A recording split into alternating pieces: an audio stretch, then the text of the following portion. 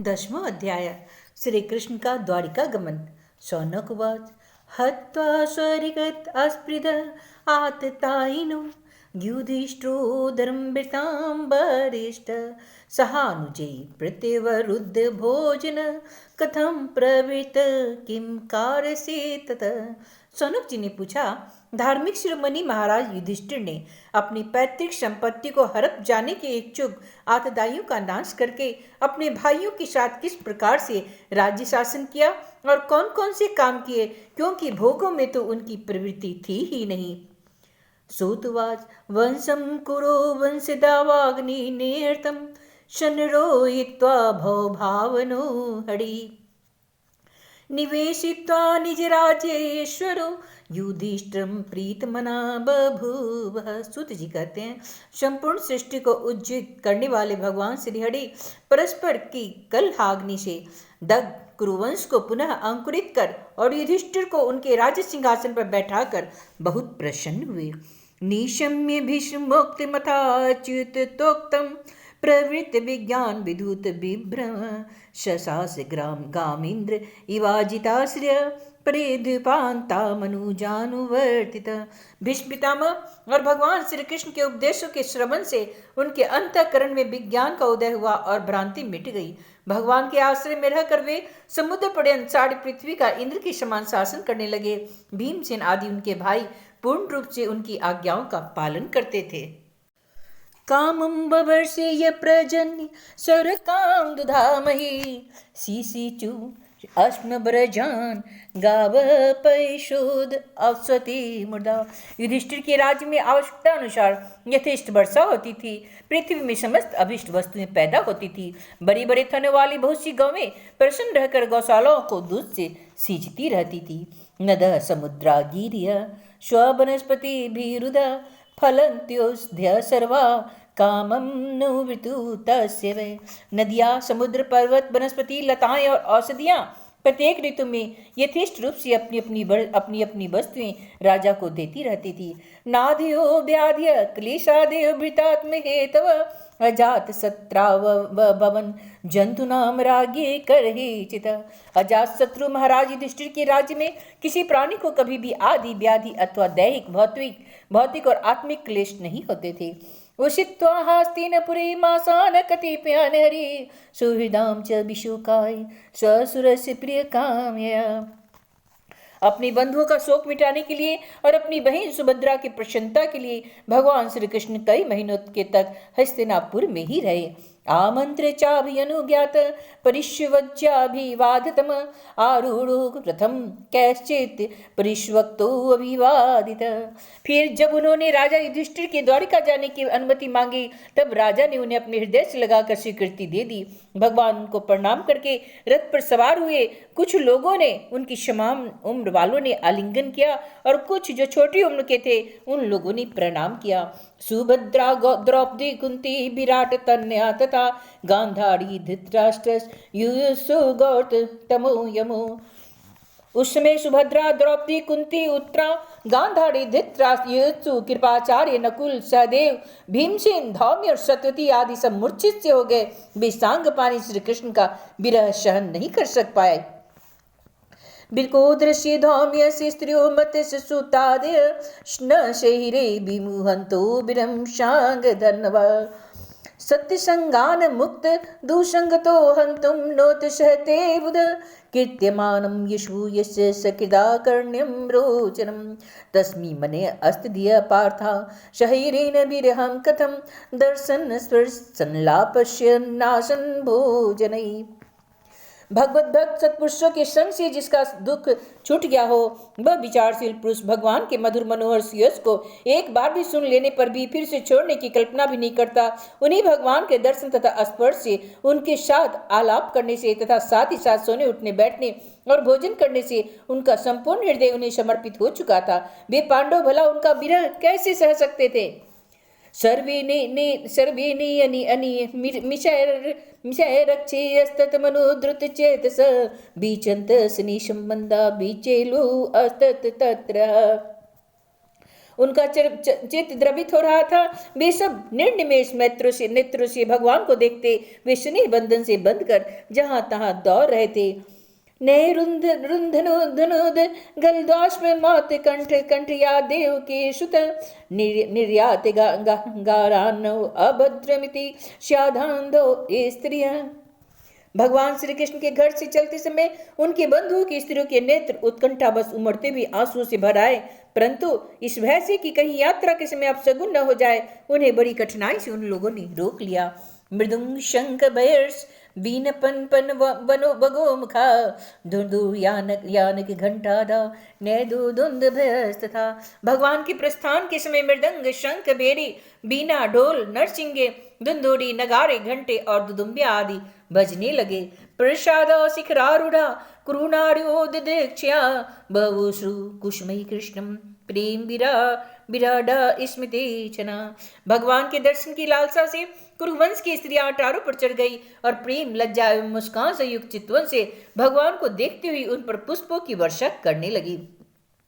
सीतातिपत्रम जग्रहा मुक्तादाम विभूषितम रत्नदंडम गुडाकेश प्रिय प्रिय तमस्य।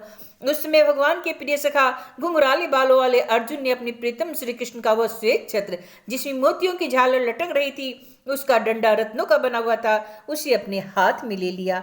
उद्धव सात्केश्य व्यजनी परमाद्भुतै विकीर्यमान कुष्मई रेजी मधुपति पति। उद्धव और सात्विकी बड़े विचित्र चमक डुलाने लगे। मार्ग में भगवान श्री कृष्ण पर चारों ओर से पुष्पों की वर्षा हो रही थी, बड़ी ही मधुर झांकी थी। असुरयंतासी सत्यास्त्रिता नानु रूपा निर्गुण से गुणात्मना। जहां तहां ब्राह्मणों के दिए भी सत्य आशीर्वाद सुनाई पड़ रहे थे। वे सगुण भगवान के तो अनुरूप ही थे, क्योंकि उन्हें सब कुछ है, परंतु निर्गुण के अनुरूप नहीं थे, क्योंकि उनमें कोई प्राकृतिक गुण नहीं है। अन्योन्यमासित संजल्प उत्तम श्लोक चेतसाम कौरवेंद्र पुरस्त्रीणाम सरस्वती मनोहर। हस्तिनापुर की कुलीन रमणियां जिनका चित्त भगवान श्री कृष्ण में रम गया था, आपस में ऐसी बातें कर रही थी जो सबके कान को और मन को आकृष्ट कर रही थी। सवेकिलायम पुरुष पुरातनो यह एक आसीद विशेष आत्मनि अग्रे गुणेभ्यो जगदात्म मनीश्वरी निमिलितात्मनिषि सुप्त शक्तिषु।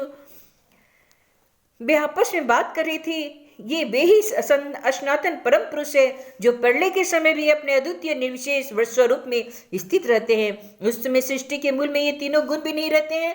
जगदात्मा ईश्वर में जीव भी लीन हो जाते हैं और महतत्व आदि समस्त इंद्रिया अपने कारण से अव्यक्त से सो जाती है।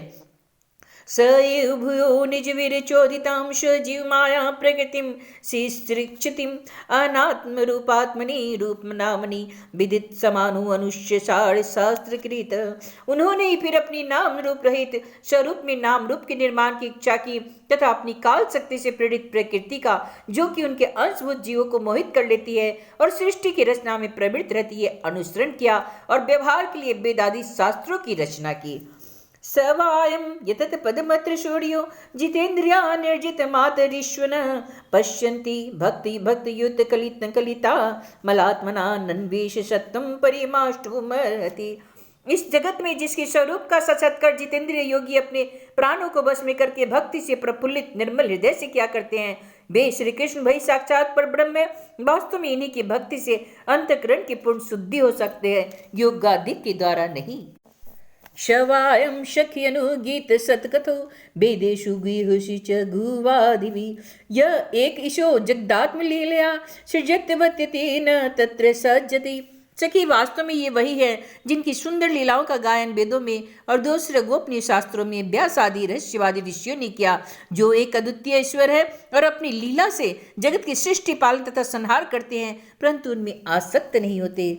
यदाह धर्मेण तमोधियो निर्पा जीवन्ति तत्र से सत्वतः किल धत्ते भगम शतिमितम दयाम यशु भवाय रूपाणि दुर्गे युगे युगे। जब तामसी बुद्धि वाले राजा ने अधर्म से अपना पेट पालने लगते हैं, तब वे ही सत्य गुण को स्वीकार कर ऐश्वर्य सत्य रित दया और यश प्रकट करते हैं और संसार के कल्याण के लिए युग युग में अनेक अवतार धारण करते हैं। अहोऽलं शलाध्यतमं यदोकुल महोऽलं पुण्यतं मधोर्वणं यदेश पुंसामृषभ श्रियपति स्वजन्मना चंग चांजति। अहो, यह यदुवंश परम प्रशंसनीय है, क्योंकि लक्ष्मीपति पुरुषोत्तम श्री कृष्ण ने जन्म ग्रहण करके इस वंश को सम्मानित किया है। यह पवित्र मधुवन भी अत्यंत धन है, जिसे इन्होंने अपने शैशव एवं किशोरावस्था में घूम घूम कर सुशोभित किया है। अहोवत तस्करी कुरुस्थली पुण्य यशस्करी पश्यन्ति नित्य यदनुग्रहेशितं स्मितावलोकं स्वपतिम आस्मयत प्रजा। बड़ी हर्ष की बात है कि द्वारिका ने स्वर्ग के यश का तिरस्कार करके पृथ्वी के पवित्र यश को बढ़ाया है। क्यों न हो, वहां की प्रजा अपने स्वामी भगवान श्री कृष्ण को जो बड़े प्रेम से मंद मंद मुस्कुराते हैं, उन्हें कृपा दृष्टि से देखती है और निरंतर निहारती ही रहती है। नूनम व्रत स्नान होता दिनेश्वर समर्चितो हस गृहीत पानी भी पीबंती या सख्य धरामृतम ब्रज स्त्रिय सम्मुदास्या।